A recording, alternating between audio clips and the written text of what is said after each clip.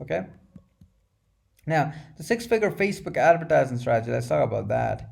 Because now obviously you guys know the full formula, so now you just need to know the Facebook ads. So Facebook advertising can be broken down into three primary components, okay? Target, message, and machine learning. Let me expand on this. A target is the first initial targeting you set, okay? If you're promoting the mug that I showed you earlier, which is called the Valhalla mug, and set the targeting as God of War, that would be a part of this component because everyone that liked the Facebook page, God of War, might see the mugs ad, right?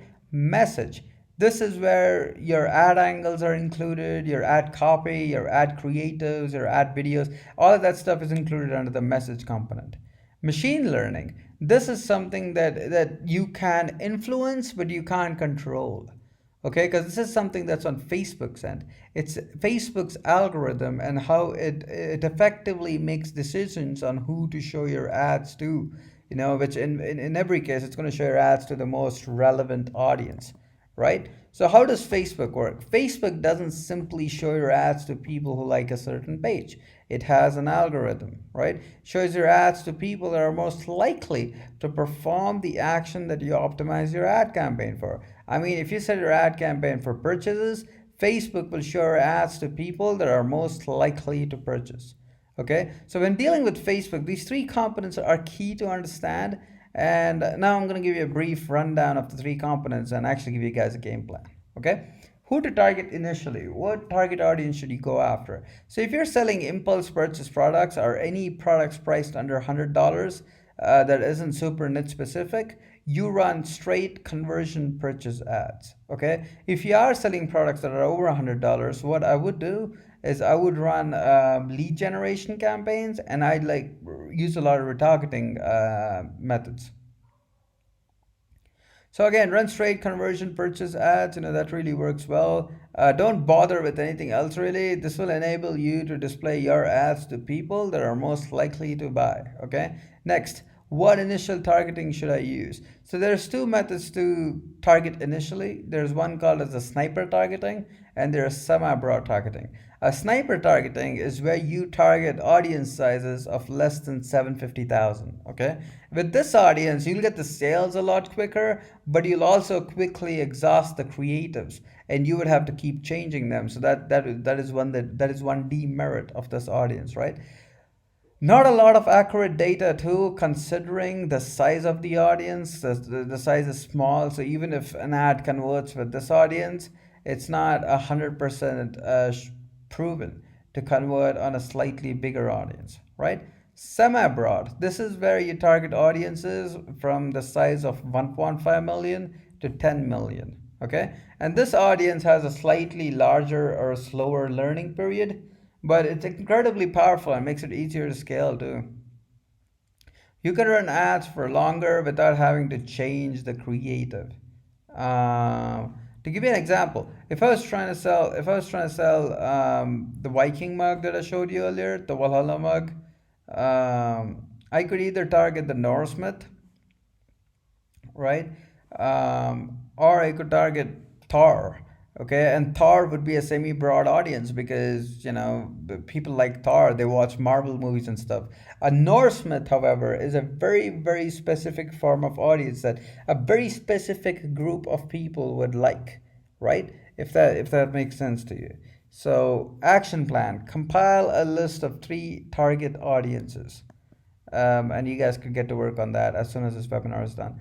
Now let's talk about the second component, which is the message, right? This is broken down into three primary components again: ad angles, ad copy, and ad creatives. I'm going to explain all three quickly. So what is an ad angle? An ad angle is nothing but a unique hook or marketing message to market your product, right? So here's a few examples of a solid ad angle if you were promoting the mug. So first thing is if you were advertising the mug to people that love Thor. So if your initial target audience is people that like Thor, here are some of the angles that you could use. You could use the love angle, which is buy this mug if you love Thor, right? You could use the tribe angle, which is buy this mug if you truly are a Norseman. You could use a testimonial angle, which is all my friends complimented this mug, and they kept like my girlfriend kept asking me about how cool this mug is, or something like that. That's a testimonial. What makes this advertising different from what everyone else does? Think of it, right? Everyone else is like, I have the greatest mug, I have the greatest mug. You are like going in on the audience and you're zeroing in, you're bringing out something that you both can relate with, and you're hitting them with an angle. That's what makes this different, right? Audience two, skull lovers. Do you love skulls? If yes, buy this. So if you're targeting people that like skulls, these are some of the angles that you can use. Do you want to drink coffee from the skull of your enemies? Buy this. It's got an extreme relatability angle, which is it's just an extremely it's so this is kind of a controversial angle, and it has like an extreme relatability, right? So it's like an extreme kind of person would relate to this sort of angle. So that's what that is. Angle number three, the skull mug helped me throw the best party ever. That's a testimonial angle, right? Here's a few more angles. The pain agitate solution. You hit their pain points. The advertorial agitates the pain, and then you sell them on your program. The secret desire angle. By the way, guys, an advertorial is nothing but a sales page. The secret desire angle. You find out what the secret desire of your audience is, and then hint that on the ad. So it's like, did you always want to be like this man with like high amounts of testosterone or something? That they don't talk about much. So, controversial angle. So this is the angle where you use controversy to get attention and sell stuff, right? And obviously, you guys should just watch the media to see how they do that. Wanted buy it angle. This is the simplest angle of them all. Your ad should literally say, "Want this cool product? Buy it here." That's it. It works for impulse buy products and low ticket products with high emotional value. Storytelling angle. This is the angle where you use stories to sell stuff. You tell them a story about why you're selling the product, how you invented the product, what are you going to do with the proceeds from the product, whatever story. Okay, and these are just a few angles that you can test. Now let's talk about the ad copy, right? And I'm going to give you guys my proven ad copy framework. Is I just call the audience out. In this case, I'm using the love angle. Whatever angle you use, the main title of the angle needs to be the first sentence. Okay, so this is an ad that we use to make at least 50 grand, okay, using the love angle. So it's like, do you love the Vikings? If you answer yes, then you would love this thing. That's how simple it is. Tell them about the product a little bit. And then we put a call to action in there. We put some scarcity in there, and that's it, guys. That has $50,000 in sales. Okay, and another ad that had very similar copy that has another $50,000 in sales, and it was very similar, just a different angle. Now let's talk about ad creatives, right? So there's two primary forms of ad creatives. There's images and then there's videos. Images work really good for simple products with no necessary explanation. Or if running retargeting offers with special sales. So if you're running sales or anything like that, images work the best because they're easier to see, they're easier to pinpoint what the discount is and stuff. And if you're selling any products like t-shirts and jewelry and any print on demand stuff, whatever, it's easier to just use images, because there's not a lot of explanation to do. If you're running drop shipping products that require a lot of explanation, that's when you use videos. Okay, that's when you really use videos because you can do explanation videos, you can do walkthrough videos, you can do a bunch of stuff. Videos are really beneficial because they also allow you to build video view lookalikes, which are extremely powerful and high converting, right? Reach out to influencers and ask them to. Here's how you build creatives. So how do you make these videos? Simple. Number one, you reach out to. This is the first method, by the way. Reach out to influencers, ask them to shoot you a video of them using your product. Okay, and once they shoot you a video of using the product, a lot of influencers do this at a pretty cheap price. Remember to negotiate hard. However, as some influencers do tend to inflate their prices. Okay, and remember, you can ask them to post the video on their walls and their feed as well. This will be a bit more expensive, but you can ask them to do it. And also remember that you need to get them to sign a commercial contract, allowing you to use their videos in your promotions. Okay, and if you can do that, guys, you can use their videos in your ads, and that's gonna work good. The easiest method to create these ad videos is just to take like the product video that the supplier gives you, trim it, add your logo, put your logo on it, and then just change the music. Okay, like beware of copyright laws. I'm no lawyer, so don't break any copyright laws and do your due diligence. But like that's a method that works extremely well. It's like just take a video that the supplier gives you, trim it down, add your logo, change the music, and let it go. Okay, do it yourself. Like order the product via FedEx or select ship from the USA, and you'll get the product delivered faster. Shoot a normal video in natural lighting with an iPhone camera, because an iPhone camera is pretty dang good, right? So just take the product out in the open under natural lighting, shoot it out. You know, or by the way, guys, you could even hire someone to do it for you. You could even hire someone to create these ad videos for you, which is also easier. You can message me if you want more details on who to hire. Now let's talk about the machine learning system of Facebook, right? So the goal of machine learning is to show the most relevant ads to people, things that they want to see, right? Stuff that they want to buy.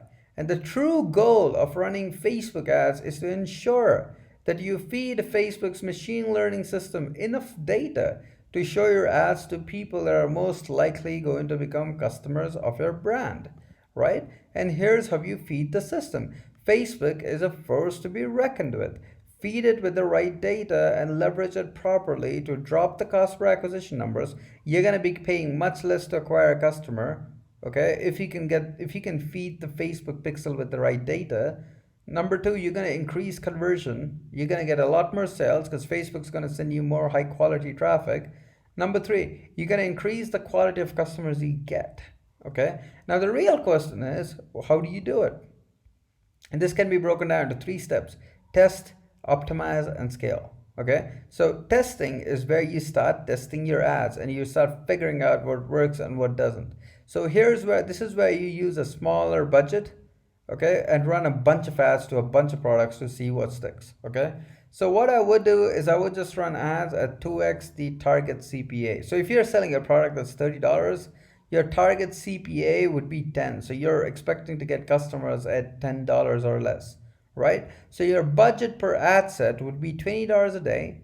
Okay, if you're using CBO, you have 3 ad sets in a campaign. Your budget must be $60 per campaign. So that means that you're allowing up to $20 per ad set in a CBO. Now, when it comes to a CBO, the only difference is it doesn't work like ad set optimization. Ad set based optimization is where you set $20 and Facebook's going to spend $20 on it. CBO, Facebook's going to spend maybe $40 on one ad set, that's working, and probably spend nothing on an ad set that isn't working. So that's how CBO works, but don't bother about it. Like roughly put $20 per ad set, okay? The key with testing is to let the ads run for a sufficient time period. This will let the pixel learn your audience better and really adapt, right? Using the right objective is key. So if the product is $100 or less and is an impulse buy, run purchase. If the product is niche specific or over $100, run lead gen campaigns and then run retargeting ads. Okay. Key tip: start the ads at 12 to 3 a.m. EST. That's when the pixel starts planning out the delivery for the next day. So yeah, optimize. After the 72-hour period, go into your ad account, find out what campaigns are working, find out what campaigns are not working, okay? And cut out any campaigns that haven't generated a single sale. So if a campaign hasn't generated a single sale in a 72-hour period, kill it. Okay, now here's something you guys need to know, right? With the advancement of CBO, things have changed a lot. So some campaigns, for me personally, they've generated no sales for 6 days and they suddenly started blowing up. Okay, but as a general rule, in most scenarios, when a campaign doesn't perform in 72 hours, it usually never performs. Okay, and that's that's a disclaimer I'm going to give you. Sometimes it did perform, but most of the times it didn't perform. Okay, so yeah, if a campaign's gotten 0 sales, kill it. Okay, and if a campaign has a few sales, get into the ad set level, cut out any ad set that has zero sales. Okay, so if an ad set has no sales, delete it. So you're only left with campaigns that are bringing sales in. Okay, do the same with the ads level. So you only got ads that are brought in a sale. You only got ad sets that are brought in a sale, and you only got campaigns that are brought in a sale. So that's pretty awesome. Set up two different retargeting campaigns. Okay, retargeting campaign number one is to convert the people that viewed your ads into customers, so that you could either target ATCs, view content, whatever. Retargeting campaign number two, run ads to the customers to persuade them to buy the other products. Okay, so this is like an upselling campaign. Next, scaling. So there's a simple scaling method I recommend, right? It's called the MRS method.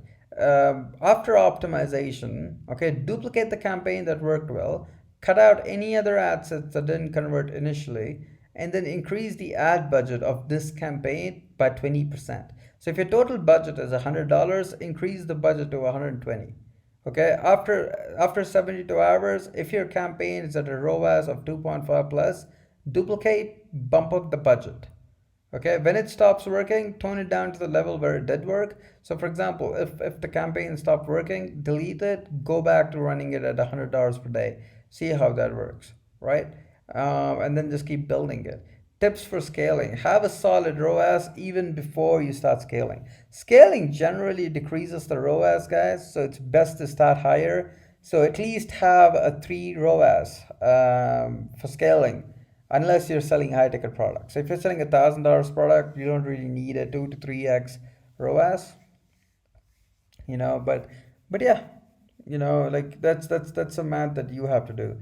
Recommended ROAS for scaling is again 3. Like I'd say 3, guys. I wouldn't even say 2, but it's 3. Okay. Give it time. The Facebook pixel needs to get adjusted to the new budget. Okay. So sometimes when you're trying to scale, you don't get sales fast enough. Don't get frustrated. The Facebook pixel needs to get adjusted to the new limit that you've set, right? So it tries to go after and bring a new audience in. Never kill or modify working ad set. So let's say you have an ad set that's working, or an ad that's working, or a campaign that's working. Just don't touch it. Don't change a word. Don't make any edits to it. If you want to make an edit to it, duplicate it, then make the edits to that. Okay. Another thing I'll tell you guys is, as long as your duplicates are under 5, right? As long as you're not duplicating it more than 5 times, you're good. Okay. So don't duplicate it more than 5 times. And that's when it starts to get a bit shaky. Do not scale the wrong campaigns. If the ROAS is bad, don't scale it. Just don't do it. Okay.